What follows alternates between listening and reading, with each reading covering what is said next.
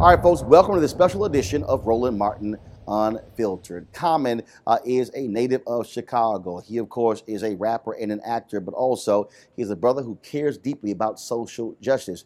I sat down with him in Los Angeles for an illuminating conversation. Here you go. Common, what's happening? Peace, bro. Good seeing you, baby. Great to see you. Good seeing you. Great to see you. So I get asked this. People say, you Roland, you've done radio, television, newspaper, magazine, internet.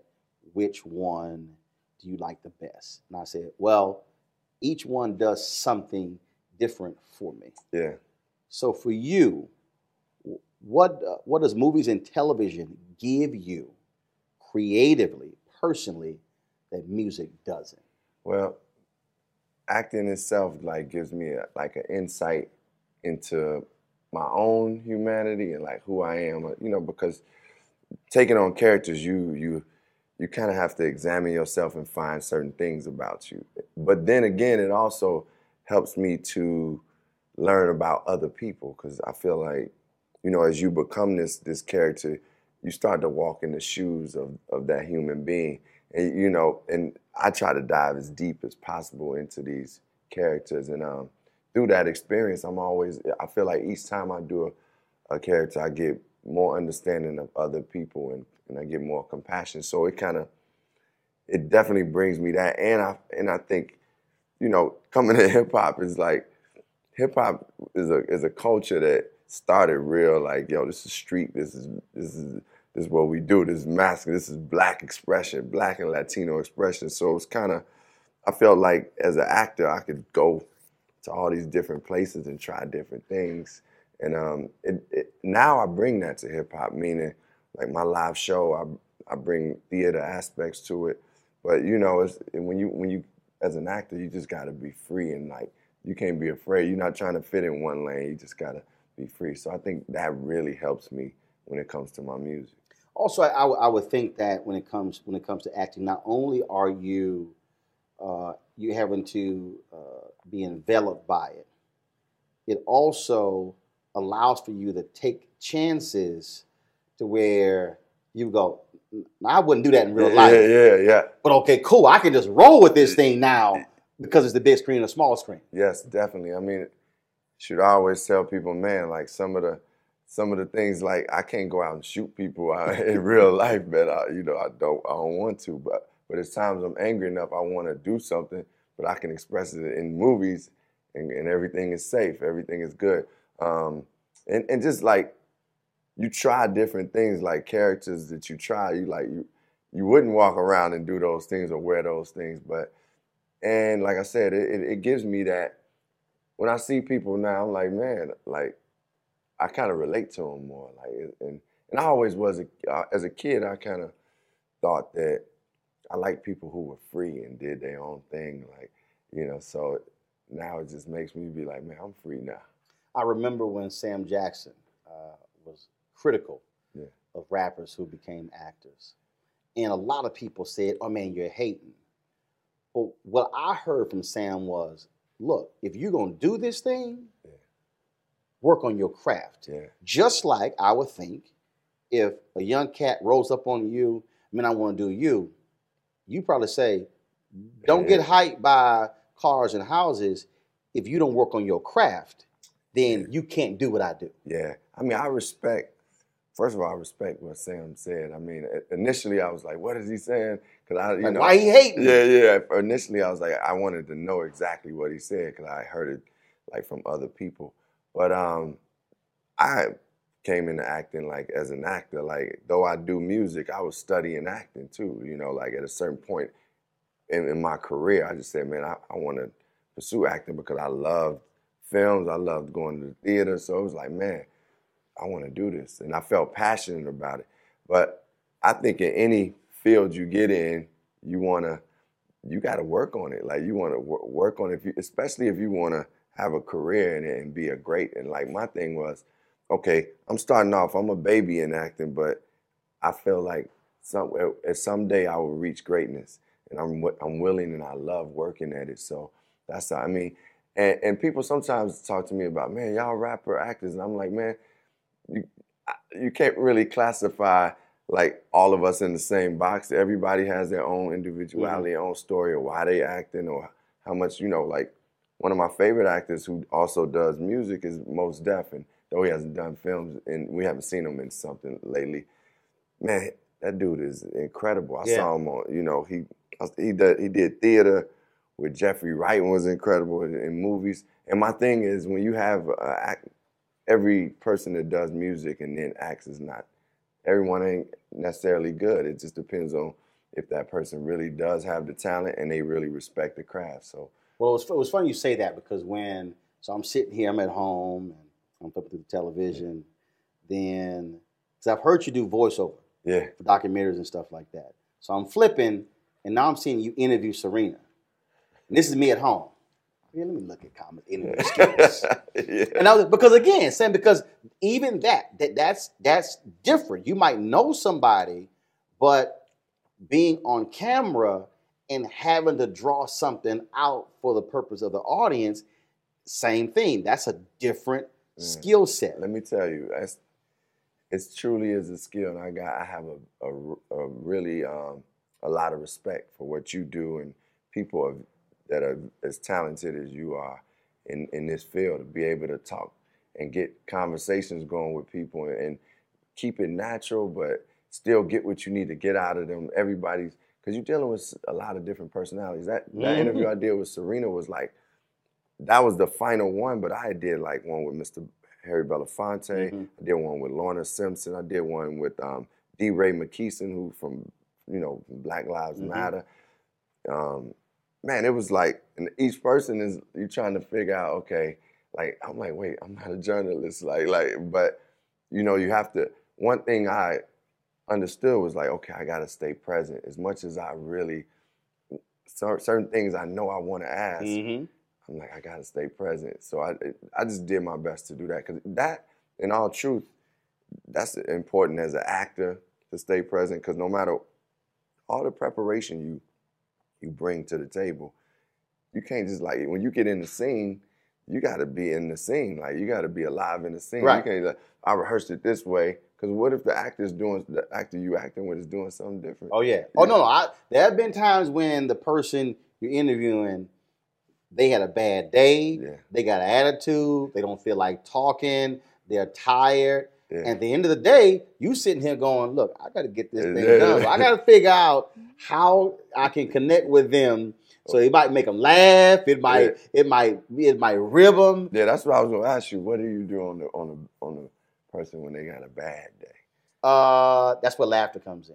Yeah. That's where laughter comes in. So it's always figuring out something, whether it's something they've done, whether it's a particular role or whatever. Because there's some people who are just so serious, Yeah. and then they'll just they'll take it. And in fact, I remember and this was a flip side. I remember interviewing. I was working the Houston Defender. I was a managing editor, and Loretta Devine was from Houston, so she was in town. And so this was when the NAACP had a boycott of the Oscars. Okay. And what was a trip was she was critical of the NAACP, saying, well, when they leave, we still gonna be, it's gonna be rough for us. And so that interview flipped, and I started hitting with some political questions, and she goes, man, I shouldn't have taken that cold medicine before this interview. This not a regular Hollywood interview. And my deal was, you're right. Yeah. I'm not like some of these entertainment journalists. Yeah. I'm on a different side. Yeah. And I had a sports dude who, let's just say, he was tripping. And he really felt he was bigger than he was. Yeah. I said, bro, let me explain something to you. I've interviewed U.S. presidents. They can blow up countries.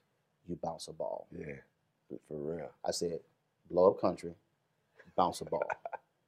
Sometimes you got to break it down. So yeah, I mean, because and then I've cussed a couple of people out off the record. Yeah, and they were like, this brother ain't playing. Yeah, because sometimes you really have to do that to let folks know don't trip. Yeah. They need to know you're a person, man. Sometimes no. Oh, that's what the bruh came out. Yeah. For real, huh? The real brother come out. It's kind of like, okay, he different. Like this brother different. So I mean, sometimes you got to go there. Yeah, I mean, look, I feel like it's times where I have to do that with just people in general. You got to just say, hey, man, I'm a person, man. Yep. Don't it's some respect that needs to be given here. Like, let's talk about that. Let's talk about, because people watch you, they hear you, and the deal is, oh, that's my boy. That's my guy. I know him. I love him. But there are boundaries. Yeah. And so then what happens now in this world of social media? He was arrogant. He was upset. And I don't think the general public really understands when you're getting that all day, every day. Yeah. So how do you ensure that you're respectful? That's what I mean. Okay, it's two things that I think two words that I would say I do my best to be active in this instance. I try to use gratitude, and I stay like grateful, because at the end of the day, it is somebody coming up, and even if they just want their picture for Instagram or blah blah blah, they still somehow have some type of reverence for you or respect. And that picture means something. Right, it means something. Because I've met some people that say, Roland, you took a picture of my 80-year-old mother. Yeah. And man, she printed that thing out. It's on her wall. Yeah. And I remind other people that a lot of these folks, they don't meet celebrities a lot. That means something. It means something. You know that that's one of the things that sits with me, is that you're giving somebody something good. It's like spreading love, just speaking, like speaking to someone. And the other thing I do my best to do is just be respectful. Right. Like if I'm in the middle of something, I say, hold on one second, let me do this. Or if I can't do, but I just make sure I acknowledge them as a human being and be respectful. So absolutely. Yeah.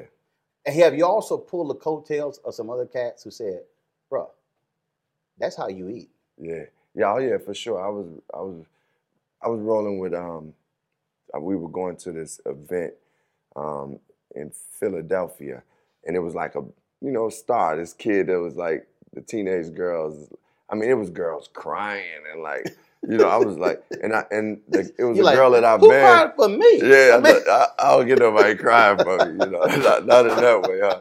But it was like the girls was knocking on the van and blah blah blah, and they was hollering out the person's dog's name, and then he ain't even like wave at him. I was like, bro, man, just get him like a little high, man. Just give him some love. That's all they doing is giving you love. You ain't gotta, and sometimes I don't try to preach to people or, but in that instance, I felt like I had enough of a relationship right. with him too to be like, and I ain't know him super good, but I still was like, yo, man, go ahead and acknowledge, because them girls was over there knocking on the van. But that's important, because what that young brother has to understand is, again, that's your fan base. Yeah. And see, when you turn on them, it's like first of all, an actor will go unnamed, had some choice words about black women in Ebony magazine. Really? Sisters were like, really? Let's just say he's still recovering. I mean, in this business, yeah, black women will drive it. That's the last group that you want to tick off. Yeah, you definitely don't want to get the sisters mad. You don't want to do it. But I mean, I think as somebody in the public eye, it's like it's no reason to disrespect the fans. Like, what's the purpose? Like, I mean, it's easier to be nice than it is to be an asshole, to be honest. Like, that's just what it is. So I respect when whomever, a public figure, doesn't have time to do things, but as long as they respectful, right? Absolutely. Then I'm cool with it. I want to share a message from one of our partners, folks. As we transition into the holiday season, this is the time when people are starting thinking about giving and also sharing. And sometimes the best gift is when you actually present an opportunity to yourself. Give yourself your own gift. That's why our friends at Transatlantic Real Estate have created an investment opportunity for the everyday investor involving legal marijuana and crowdfunding. Now, we all know that legal marijuana has created one of the fastest growing industries in the country, no pun intended. Also know that crowdfunding makes it easy to be an early investor of an opportunity, but it gets even better. What Transatlantic is doing is different, and that is their business model is essentially buying the land that supports marijuana grow operations and leasing it to licensed, high-paying tenants. Now, what that means is you will be a landlord of a licensed marijuana farm in a high-growth market. Now, they're accepting investments for little as $300 up to $10,000 before the company goes public. Now, here's what's important. You must complete and confirm your application to participate. Again, complete your application and confirm your application to participate. Now, you can spend all your holiday money on gifts, but what if you get a return on your investment? You could also could consider making an investment for somebody else, and that could be their gift. That's a hell of a holiday gift. Now, to get started, go to marijuanastock.org, marijuanastock.org, for you to get into the game. And so we certainly want you to do so. The last year has been a straight whirlwind for you. When I talked to John Legend, he talked about just what the whole experience was like with Glory. Yeah. But one thing that in the interview that he said was, I told him, I said, I bet you real grateful you answered Common's phone call. I said, because, some folk you call and they're like, okay, I'm busy. I'm going to get back with him next week. I said, I bet you real happy you answered that phone. He's like, yeah. I said, so I bet he called now. You're like, okay, it might be another Oscar in call, so let me go. Yeah, man. I mean, let me say, I'm happy he answered the call too, man. Like, that was, and John and I got a real good, like, brotherhood and bond. And it's like, not that we talk every day or anything, but it's just like a mutual respect, and we could talk about different aspects of life. But we musically have done a lot of things together. Glory was like, that's God, man. That's God just saying, because I did, like, at that moment, just say, let me call John. Like, because I was trying to figure the things out, I said, let me call John. And he definitely responded. Though he was on tour, he was like, I mean, he sent his idea back in like a day or two, and I was like, oh man, this is something special. I remember like receiving that. I was actually headed to my father's memorial, and I had the music, and I was like, man, it was kind of hitting me in different ways because it was, and just, that experience, it made me understand that, like, okay, the things that I want in my, career and life, those that are most purposeful are the ones that I'm gonna shine the most with. You know what I'm saying? When I'm in alignment with what I'm supposed to be doing, that's when it really shines. And like I said, that was just God at work, and us being like, okay, we here, we gonna be obedient. We were present too. Like I can remember just like for that period, I wasn't drinking too much. I just was like, let me just be present and like appreciate. I mean, I enjoyed some of the festive things. Right, but right. It was like, let me just like appreciate each moment that we have and like stepping on this Oscar stage to perform the rehearsal. And even though it was a lot of work, because I saw John recently and I was like, because he's on a circuit again with La La Land, just going out there and doing. And I was like, is it the same? He's like, man, it's the same thing. I was like, it's a good same thing. Right, but, right. And that's the one thing I know is no matter how tired you can become, man, it's like when you think about what we do and then that you got a certain amount and just remember the gratitude, you like, because man, we've all been through days where it's just like, you ain't getting those calls to come do things. You're not getting the opportunity to be in this film or that or score something. So, man, that gratitude goes a long way. How do you explain it to people about the importance of waiting? Waiting. Because that's for a lot of people, that's hard. There are people who, so what happens is, I use the example all the time with different people. People say, oh, Bishop T.D. Jakes, the Palace House, and 30,000 members, and he's preaching to a million folks in Africa and breaking records. I said, but y'all don't want to talk about when he was digging ditches in West Virginia. Yeah. So you don't want to talk about when his wife, they were on food stamps to feed their family. Yeah. I said, you can't talk about the high or where someone is now until you understand what they've gone through. Yes. And so for you, as people say, oh, Carmen, the Oscar and the Image Award, and you've won this and Grammy, all sort of stuff, do you also have to remind folks that, no, you had to wait on some stuff? Oh, man, I definitely like, I look at myself as a late bloomer in a way because, like, my first record came out in 92, right? The people that now know of me, I didn't come out and like explode on the scene. It was like an underground hip hop artist from Chicago. They gradually I feel like I've been climbing up a mountain and still climbing, but I actually enjoy that. I value it because I value the things that I learn and the characteristics that come with it. Like the journey gives me a lot, so I do talk to artists and people and say, man, it's going to come for you. And it happens at the right time because even as I talk about, as I talk about glory, when we talked about that, I always was like, man, God, thank you, because this was the right time. I knew what I wanted to say. I was up there for what I wanted to represent. And early on, it's hard to get that grasp on that because I thought when I released my first record, I'm gonna be a star. I'm gonna be as like Biggie or like all these artists that's big, and it wasn't that.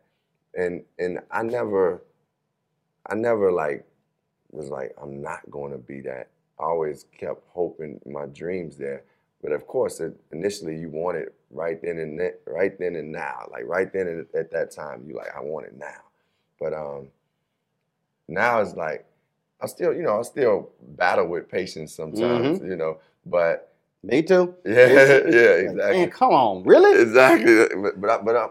But now I understand. Like I'll go through that moment and it kind of falls off me quicker. It's like, okay, I didn't get that role. All right, cool. First, I'm disappointed, and then I'm like, all right, that one wasn't for me. It's for that person. I got to keep it moving. Speaking of waiting, you had an interesting dilemma when it came to your first movie, because something else major was happening, and you had to pick. Oh yeah, you knew that story, huh? Yeah, you knew that story, Well, huh, we talked bro? about it at American Black Film Festival. Yes. Okay, so yeah, for my first film, Smoking Aces, it was at the time I was slated to tour with Kanye, and man, I've been studying acting, as I said, and I wasn't getting any callbacks yet. I had to get better at the auditioning process. So Smoking Aces was the first callback I got. So I'm already like, oh man. But then, I remember flying. I was flying from France.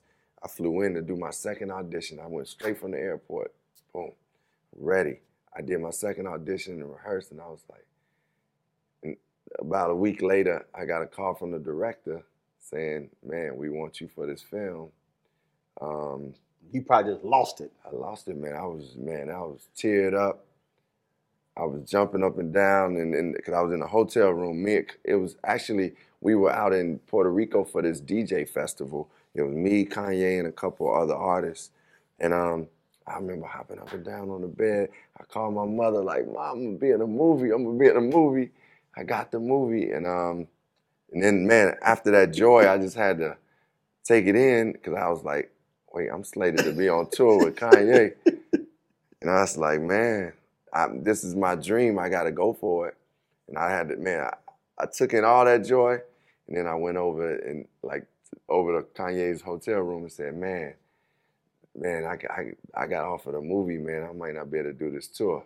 And he was like, man, go do it, man. That's your dream. Go do it. Now, were you afraid of his response? Because, I mean, it was already announced. It was announced. I was more kind of like feeling like I was letting a friend down. Like, I like sticking to my word. Right. Loyalty matters. Yeah. And I'm like, man, how's he gonna feel about that? Just because this man just produced that was the second album he had produced for me. So we was like, we were working on the second album.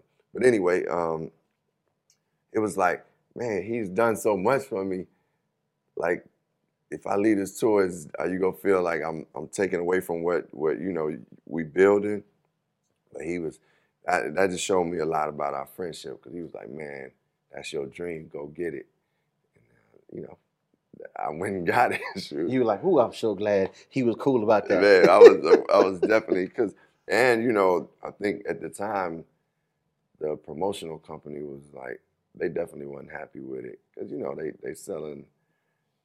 Selling tickets. Yeah, they're selling tickets, and it's like. But for you, a dream is a dream. A dream. Put it this way, I've sacrificed a lot. Some things I think we all have to pursue our dreams. Like I think certain times I'm like, man, I missed out on certain things with my family, to be honest, just to build a foundation, so that things could be taken care of. But somebody said something to me wise. I heard somebody say something. It's just as important, to as much as it's important to be able to take care of your family, spending time with them is even more valuable. So I kind of understood that now. When you're a young dreamer, you're like, look, I gotta get it. I gotta get there. So I'm grateful at this point that it's like, okay, I can go for continuing to pursue my dreams, but I can make sure that I get time with my family, making sure my daughter is great and my grandmother is great, and go see them and enjoy that time. Even with all of the movies and the Oscar and the other awards, 2016, you dropped your 11th album. And what literally, when I saw the title, I said, I got to ask him this question. You called it Black America Again. Yeah. What does that mean What, again? well, it started with a thought like Sandra Bland, a friend of mine had a song about Sandra Bland, and as she was singing it, I was thinking about Sandra Bland's family and like how we call these names out, but their lives are gone physically, and it's like it just hit me in a way like, and I started to think about how it had happened with so many black people in America, like their lives just being taken like for no reason, and it went back to days of slavery, to Jim Crow days, Mm-hmm. to just modern days of people names we don't know who've just been either shot by police, killed, accused of something because they're black. So I was like, that thought came and I started writing the song, the title Black America again, because it was a repeated cycle of dehumanization for black people, of marginalizing us. So I was like, Black America again, this happens, it keeps happening again. But then as I was writing it and as music goes and art goes, it started to develop a new meaning too. I started to like, as I was writing the verse, I was talking about things that happened, but by the time I got to the end of it, I was like, man, we're gonna write a new story. Mm-hmm. So it became Black America again. This is our new story. We're gonna tell you the new story because we've been doing great things and we've been these loving people, but it's not always put out there. It's not always highlighted. And even within our own communities of just us writing a new story and a new narrative for us in the way we can view each other and see each other. Of course, there's a lot of black people that are doing it, and we love each other. But then for those that may be in a place where they don't look at each other and we see love, then I was saying, let's write that new story. You mentioned Sandra Bland, and it was as you were talking, and we were talking earlier about when you meet fans. Yeah. They had a Black Women's Expo in Chicago, and I met her. You met Sandra Bland? And what happened was, after she dies, her sister posts a photo that she and I took. Wow. And she said, and as I was sitting here thinking about it, I then remembered, because she was a tall woman, and I then remembered when we took that photo. Really? And when I met her mother, this would just almost wipe me out. Her mom said, my daughter always said she was going to do your show one day. And she said, and through this is how she got on your show. And her mom was telling me this story, and literally, tears. I started welling up. And her mom said that when she took that photo, she came back. She was like so excited. Oh my God, I met Roland Martin. I just took a picture and everything. And she asked me. I said no, and I did remember. Yeah. Because again, you remember all kinds of details. And I remember she was a tall sister. Then when I saw the photo, I went, no, I remember the expo. I remember the whole, and I remember that photo. Man, that's deep. That she said she was gonna be on your show, and she was. I actually just got an opportunity to talk to her sister. Her sister reached out and just let me know that she was thankful that I say her name in my song, and I was like, yeah, I'm calling that name out because, like, I think all those individuals, they can't just die in vain. We can't just like act like that life didn't matter. It did. And just like Jimmy Lee Jackson. Yeah. And Selma. Yes. Folks who are dying today. Yeah. They matter. That's it. They matter. And that's Black America again. You can go back to Selma days, Jimmy Lee Jackson. And even when when I was watching Straight Outta Compton and saw that Rodney King tape, they flashback, I was like, man, that was 93. And, we see what's going on in 2016, 2015. I mean, pretty much every year since we've been here in America, it's been that process. I read a number of different pieces, and they said on this album, you were defiant, you were angry, you were you were fiery. Yeah. What is happening in your city of Chicago also touches you in a different way as well. Yeah, I mean, I'm concerned about it. I'm trying to figure out ways to heal that situation with all the violence. Like young people just, man, just out there like without hope. And I'm daily like making moves, you know, to connect with people, because it's not like just like I have all the solutions. And a lot of people on the ground in Chicago and have been doing work. So I'm like literally like as we speak, like connecting with people and saying, what can we do now? But that's the piece I don't think people understand about what is happening. Yeah. Look, I lived there 6 years, ran the Chicago Defender, interviewed many of those people. When you say don't have hope, when I hear Bill O'Reilly and Sean Hannity and Megyn Kelly, and I hear these conservative talk show hosts, when you see Trump, you know, saying stuff, tweeting stuff, which first of all, he built a tower there. So I'm going, you should have got off your behind and being aware of what's happening. I don't think people understand economically the devastation that exists. So when you say no hope, they go, oh, why is there no hope? They don't understand what it looks like. Yeah, I mean, well, I'll tell you this. I've been to some countries that like are poor, and like Haiti is, you know. Mm-hmm.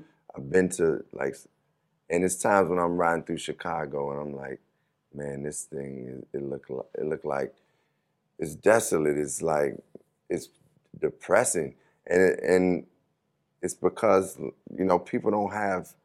It's not a lot of economics there. It's not a lot of economics like as far as job opportunities and also just like programs that, like some of the hope that came in within our neighborhoods was like, man, my stepfather was a plumber. He had a job. He worked. It's a pride in a person being able to work a job, come home and feed their family, and you know, and I had images. Though I had my friends, we hang around and did, you know, hang around gangs to a certain degree. Well, not that we did, but I still had images of good black men that were successful and doing things and working and taking care of their families. And I think the kids have it. I mean, it's cloudy for them to see that. Like it's they don't get it as much, and they don't have, you know, as much like of the village being like, hey, I'm gonna take care of you. But it's the, you know, the job. I mean, I really think jobs will help us, because a lot of the people I talk to, they like, man, we don't want to be out here on these streets. You know what I'm saying? But we gotta eat too. So and that's the thing that, so again, when Trump said I'm going to send the feds in, and when other people are talking, Reverend Jackson talks about this. He says, look, don't have a law enforcement conversation. If you're going to bring in law enforcement, fine, but you better bring in the Secretary of Housing and Urban Development. Yeah. You better bring in the Secretary of Commerce. Yes. You better bring in the Secretary of the Treasury. You better bring in the Secretary of Health and Human Services, because that's how you deal with crime issue, whether it's Chicago or Baltimore. Yeah. It's all aspects of somebody's life. All aspects of the social, like of the social sphere, point blank, like from that economic development perspective to mental health. Like that's something we don't like talk about. That, man, if you're 11 years old and you seen your buddy get killed, or you know, so you had an older brother, or you like hearing gunshots, or your mom has been on drugs. That is traumatic. I mean, you got black kids in Chicago who literally, I think one of the classrooms I had visited, I mean, you asked that question. 2/3, almost the entire classroom goes up, where they've had to experience multiple deaths by 10, 12, 13. I don't care who you are. Yeah, I don't That care is who you. traumatic. Yes, yes, and that's why, you know, when people come back from war, they should have like some type of mental support. Kids, people in Chicago and these areas, like you said, whether it's Baltimore, whatever, like we need mental support, like health. That's part of healthcare to me. Like instead of being like, okay, I'm gonna build these prisons, instead of like putting money into the prison system, then man, why don't we just put some money into helping out and developing like some mental care for people in the city? Does it also greatly bother you when people say we should support the police, we should support law enforcement, which we understand, and look, I've never met anybody who said, "Oh, I can't stand all police." Right. People also have to understand what is unique about your city. We're dealing with decades of mistrust. Yeah. And we're not dealing with a police department and its culture that has always been about love and respect. We can go back to Fred Hampton, Mark Clark, and take the thing all the way up to John Burge. Yeah. Then, of course, all the cops who were hiding evidence in Laquan McDonald. Yeah, if that video does not come out, that officer is still on the job. Yeah. I mean, look, anybody to generalize and say all police are bad it just doesn't make sense. There's no all in life, like all black people are this, all Latino, no. But Chicago has the history with the police that have been like, I mean, I've heard stories about them taking black people and just going to just beat them and like, I mean, and that's stories, but you know it's true. Well, first of all, the Department of Justice just went in and did all these various interviews, and they talked about cops calling black folks the N-word, and they have cops who said, yeah, we did those things. When you talk about cops shaking down drug dealers, taking money, taking property, and other residents saying, well, we don't know. We can't call the cops if you got gang activity because we don't know if they in bed with the gangs. Yeah. I mean, that's part of what our police system and department has going on with them. So you're right, like just for the people to trust them, it's got to, like any relationship, you got to rebuild the trust, and we can go through each decades. It's two-way. When you look at protests today, when you look at, again, coming out of 8 years of President Barack Obama, you often visited the White House, performed there, even caught a lot of heat from conservatives in doing so, but you never gave in. Yeah. But how does it make you feel though? You know, I think about Black America again, and then I'm looking at this fierce reaction, the Women's March, the refugee ban, combating Senator Jeff Sessions to be Attorney General, where people are saying a lot of people slept on what happened. Trump gets elected. Now you have folks who are saying, bent now to more action. Yeah, I mean, I think the actual protest is a healthy action in itself, but then we want to connect that with policy changes, you know, and making sure like legally that we can keep these things moving in the right direction. And I mean, for me, I'm doing my best to become more politically educated, you know, because it's different laws that exist. But I do recognize more and more that like the state and local people have impacts. That's right. You know, so I need to identify within the communities that I live in, and I encourage people to be like, man, I'm gonna hold my state and local people accountable, and also have people that I know run, or people that I, you know, support people. The guy Ron Fest ran for Alderman in Chicago. Yes. I was like, what is he doing? He said, I'm a citizen. Yeah, he said he's a citizen, and he cared about the people of Chicago, and he made an effort. I mean, for me, I want to see politicians that I can trust, and that I do believe in, I know has the people's best interests at heart. You're sitting across, so let's say you have a meeting. Common has a meeting with Trump, Governor Bruce Rauner, Mayor Rahm Emanuel. You got the mayor of Chicago, the governor of Illinois, the President of the United States, what are you telling them? I probably naturally would talk more to Rahm and the governor because I don't really know. I don't feel that like Donald Trump's like intention is to really correct like the neighborhoods of Chicago in that way. Because if so, I think he would have made an effort to do it before, like at some point. And I don't know if that's in his history. Maybe, you know, It's not. Right, exactly. It's not. Right. So I mean, yeah, you're right. I know it's not in this history. So with that being said, I mean, I'm at the point now where it's like I'm not going to be talking to just someone who I don't, you've shown me that you're not really for the people in the inner cities and the poor people, the middle class people. So I would talk to Rahm and the governor and say, man, what can we do to get better, more jobs in these communities? What can we do to like hold some of the businesses accountable that are in Chicago that are doing things? What kind of job training programs can we have? And what can we do for like kids that have dropped out of school? What kind of programs can we get for them that can transition them to get back into school? And like, what can we do for people that have come out of jail and they have, committed a crime, even if it was a violent crime? How can we help get them back into society with jobs? Like, let's put the resources, let's hold some of these businesses that we are supporting accountable and like help them, have them employ people within the neighborhoods. Yeah, that would be some of the stuff I would say to them. So that's your challenge to them. What is your challenge to Black America? To Black America, my challenge is,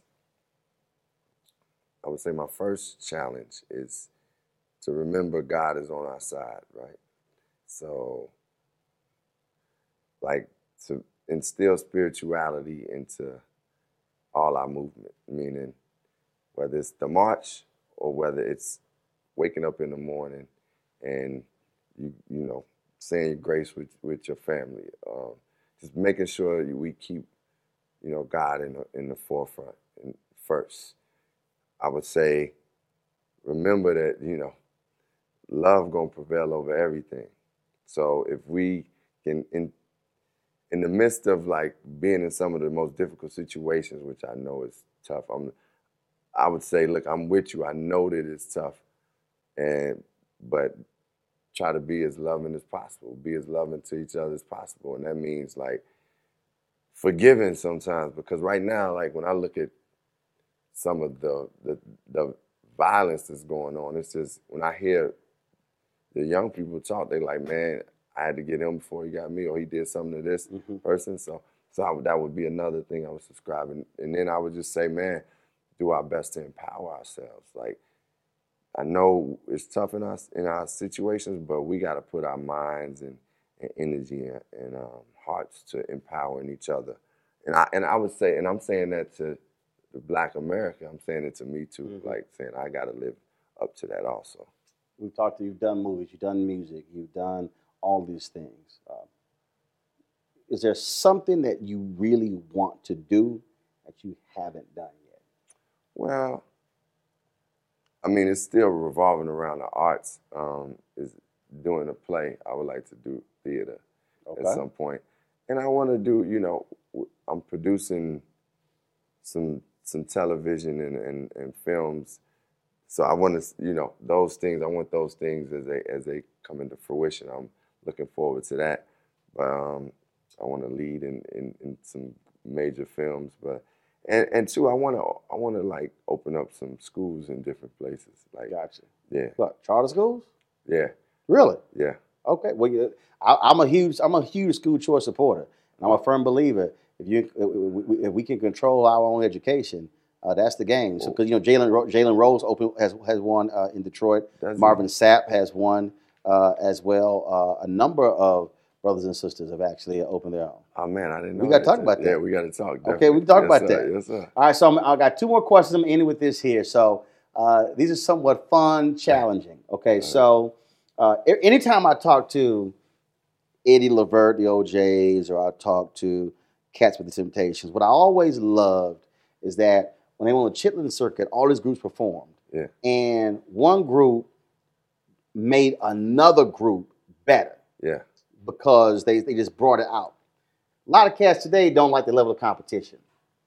So if Common could do a battle with somebody on stage, you and them, who would you love to battle? Man, I would love to battle. Let me see, who would I love to battle? Battle on stage. Somebody who would Raise the stakes. And they would bring something out of you. Well, I would, that you know what? Challenge you in a way. You know what? I would say Kanye, just because he got so many hits and he's a good performer that I would have to dig deep to get the crowd to go, to the level that he can get the crowd to go. So I would say him because that would make me. I would have to dig deep. Man. Okay. So let's go on the acting side. Let's say there's an ensemble movie, and you get to pick 4 greats today who you would love to act with. Yeah. Who are those 4? Yeah. I would want to act with Viola Davis. With I love Leonardo DiCaprio. I probably would want to. I would want to do something actually with Denzel. Even though I had the opportunity to do something with him, but I would like to do something bigger. And my 4th person would be I love Kate Winslet too. Really? Yeah. Okay. Yeah. So that's a good balance. That's 2 men, 2 women, 2 black folk, 2 white folk. It's good. There you go. Yeah. Well, Common, it's always a pleasure, man. Yeah, thanks. That was good chatting with you. Great to see you, brother. Likewise, brother. Appreciate it. Thank you. Thanks to Common for that conversation. I certainly hope you enjoyed it on this Thanksgiving. And folks, please have a great time with your family and your friends. For all of us at Roland Martin Unfiltered, thank you so very much. Be sure to support us by going to RolandMartinUnfiltered.com and joining our fan club, Bring the Funk, and joining our YouTube channel, youtube.com/Roland S. Martin. All right, y'all take care. Have a good one. Holla!